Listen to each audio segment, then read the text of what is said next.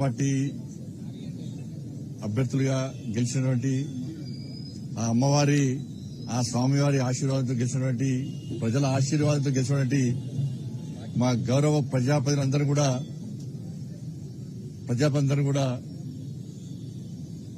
కొండగట్టు అంజన్న దర్శనం కోసమని వస్తామని చెప్పి ఆ రోజే మొక్కోవడం జరిగింది.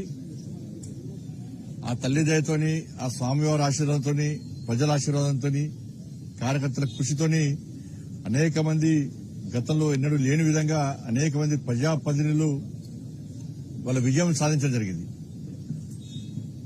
వార్డు మెంబర్లు గాని, ఉప సర్పంచ్లు గాని, సర్పంచ్లు గాని, కౌన్సిలర్లు గాని, కార్పొరేటర్లు గాని, మేయర్ గారు గాని, డిప్యూటీ మేయర్ గారు గాని అందరూ గెలిచినటువంటి ఈ శుభ సందర్భంలో ఆ మొక్కు తీర్చుకోవడానికి ఈరోజు కరీంనగర్లోని నేను నమ్ముకున్న నన్ను ముందు నడిపే ఆ తల్లి దయతో ముందు నడిచేటువంటి నా తల్లి మహాశక్తి అమ్మవారి యొక్క సన్నిధానం నుంచి చాలా శక్తివంతమైన దేవాలయం, కోరిన కోరికలు తీర్చేటువంటి సన్నిధానమైనటువంటి కొండగట్టు అంజన్న స్వామి దేవాలయం వరకు కూడా ఈ పాదయాత్ర నిర్వహించాలని చెప్పి నిర్ణయించుకున్న సందర్భంలో ఈ రోజు ఆ యాత్రను ప్రారంభిస్తున్నాం.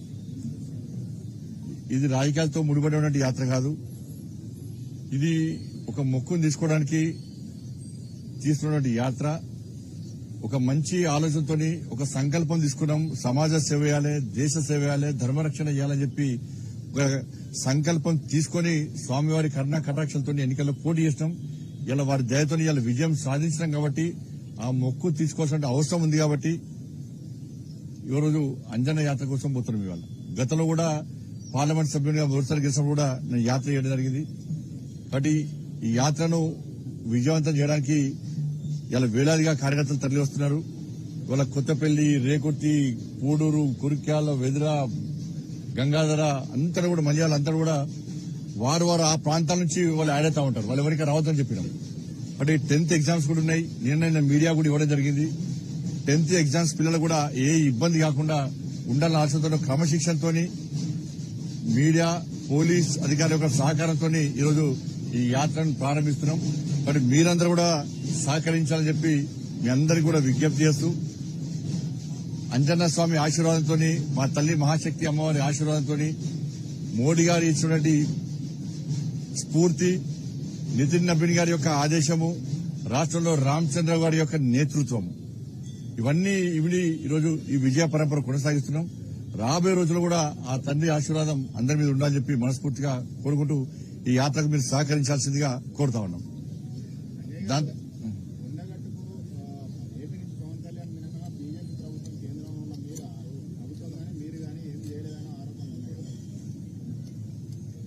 ఆంధ్రప్రదేశ్ లో ఉన్నది ఎన్డీఏ ప్రభుత్వం. ఆంధ్రప్రదేశ్ లో ఉన్నది భారతీయ జనతా పార్టీ, తెలుగుదేశం పార్టీ, జనసేన ప్రభుత్వం. డబుల్ ఇంజన్ సర్కార్ ఆంధ్రప్రదేశ్ లో ఉంది కాబట్టే ఆంధ్రప్రదేశ్ నుంచి నిధులు కొండగట్టుకు వచ్చినాయి. కాబట్టి ఇక్కడ కూడా నెక్స్ట్ వచ్చేది డబుల్ ఇంజన్ సర్కారే. కాబట్టి కొండగట్టును తిరుమల తిరుపతి దేవస్థానం తరహాలో అభివృద్ది చేస్తాం. అక్కడ దీక్ష చేసుకున్న స్వాముల దీక్ష విషయంలో గాని, మాల విరమణ విషయంలో గాని, ఆంజనేయ స్వామి జయంతి సందర్భంగా గాని, ఇతరత్ర విషయంలో గాని, మంటపం గాని, నిరంతర భోజనశాల గాని, అక్కడ గిరి ప్రదక్షిణ విషయంలో గాని, నీటి సౌకర్యం విషయంలో గాని, కళ్యాణ మండపం విషయంలో గాని, గెస్ట్ హౌస్ల విషయంలో గాని, అన్ని విషయాల్లో ఒక బ్రహ్మాండమైన ప్లాన్ తోని మేము ముందుకు వస్తాం. ఇలా విమర్శించే వాళ్ళు 10 సంవత్సరాల అధికారంలో ఉన్నారు. ఒక్క పైసా ఇవ్వలే, 100 కోట్లు ఇస్తాం, 200 కోట్లు ఇస్తాం, 500 కోట్లు ఇస్తామని చెప్పిన వ్యక్తులు, కొండగట్టుకు వచ్చి మొక్కులు తీసుకున్న వ్యక్తులు, కానీ ఆంజనేయ స్వామికి ఇచ్చిన మొక్కులు మాత్రం తీసుకునే పరిస్థితులు లేరు. ఈ ప్రభుత్వం వచ్చి 2 సంవత్సరాలే ఒక్క పైసా ఇవ్వలే.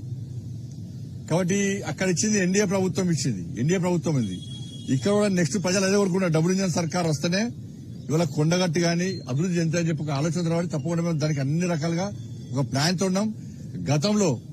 గత ప్రభుత్వము నేను కొత్తగా ఎంపీ గెలిచిన తర్వాత ప్రసాదం స్కీమ్ కింద కొండగట్టి వెమ్లవాడ గాని, కొండగట్టి గాని, ఇల్లంతకుంట దేవాలయం గాని, ఈ దేవాలయాలను ఒక టెంపుల్ కారిడార్ గా చేయాలని చెప్పి ఒక ఆలోచన ఉండే. కానీ గత ప్రభుత్వం కనీసము అనుమతి ఇచ్చే పరిస్థితి, అప్రూవల్ ఇచ్చే పరిస్థితి లేదు. నిజంగా గత ప్రభుత్వం సహకరిస్తే ఇవాళ కేంద్రం నుంచి నిధులు వచ్చాయి ప్రసాదం స్కీమ్ కింద. ఇలా స్కీమ్ లేదు, ఇవాళ అయిపోయింది.